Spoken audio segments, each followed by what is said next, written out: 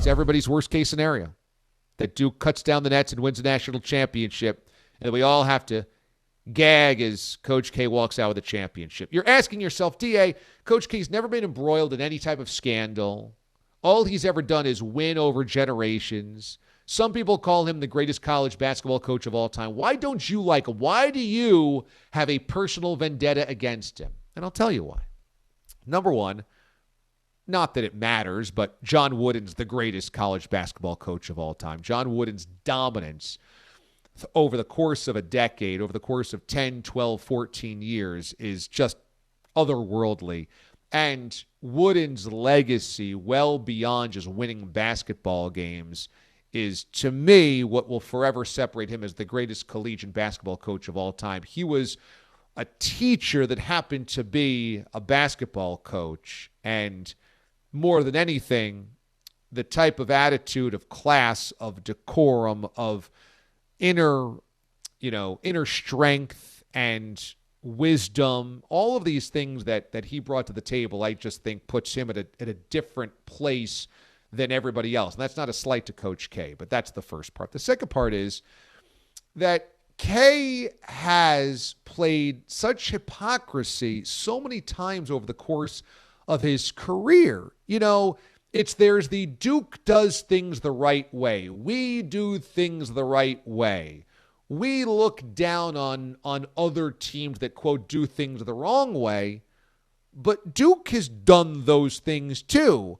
I mean, back in the day in the early 90s when this Coach K machine is rolling, they are the pretty boys of college basketball, and they look down upon the, quote, thugs or the muscle or, the uglier teams that rough you up around college basketball. But what was Christian Laettner doing? Laettner was as dirty as they came. Laettner stepped on the chest of an opposing player. Oh, Duke would never do something like that. And Coach K would yell and scream about everybody else that did all of these awful, terrible things, these criminal acts. But Duke had a guy there that did it. He just happened to look like Brandon Walsh from 90210. But Laettner was as dirty as they came.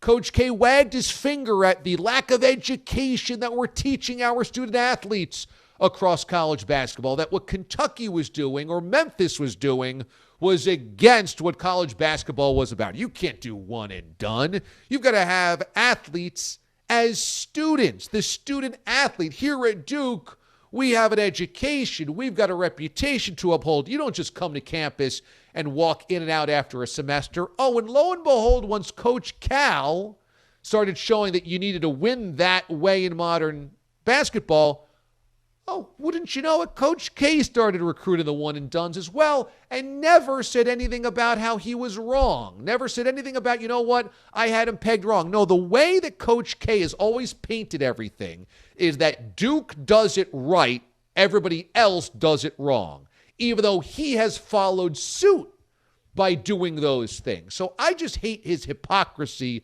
all along, every single step of the way. It's look at our banners, look at our legacy, look at our players, look at our legends, look at our winning. We are Duke.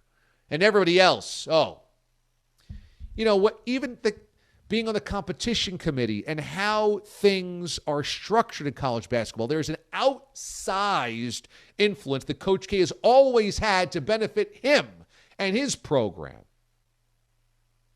Always. And then, do you think it might be a recruiting tool to be Team USA's head coach? When he goes into a living room and gets to say, yeah, and I coach with LeBron.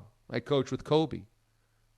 I coach with Kevin Durant. Yeah, that's might help a little bit, don't you think?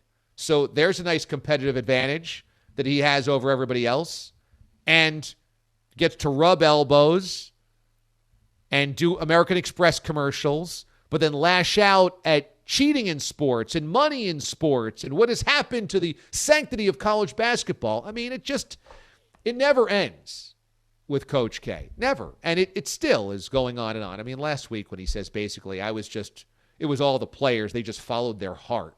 This is just about them following their heart to beat Michigan State. I wasn't even doing anything.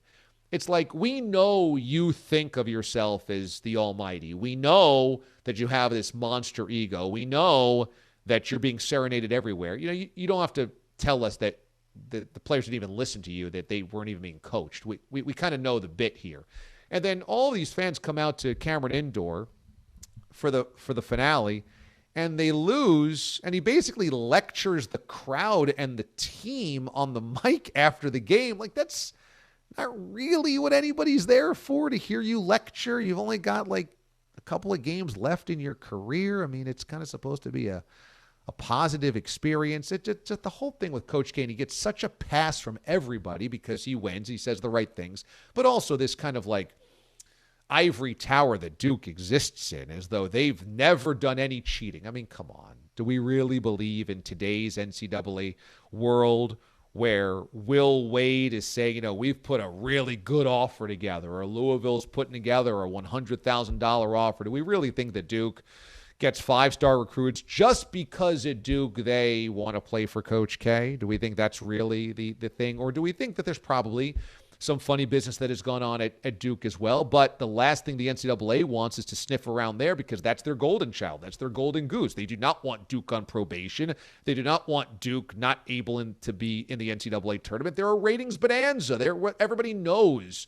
To not have Jim Nantz calling a Duke game in March Madness, it feels like, spring hasn't sprung yet. So do I believe that Coach K's always done it the right way? Of course not.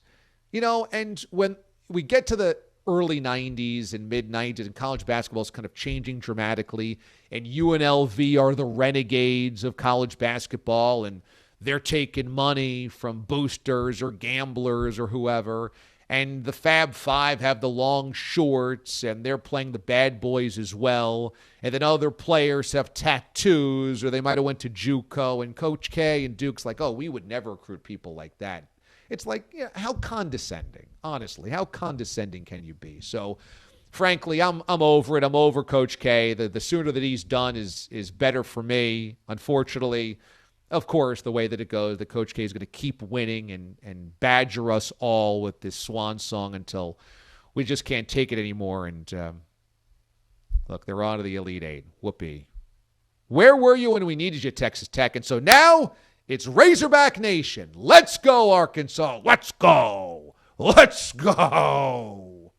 Come on, Muss. I'm on the Muss bus.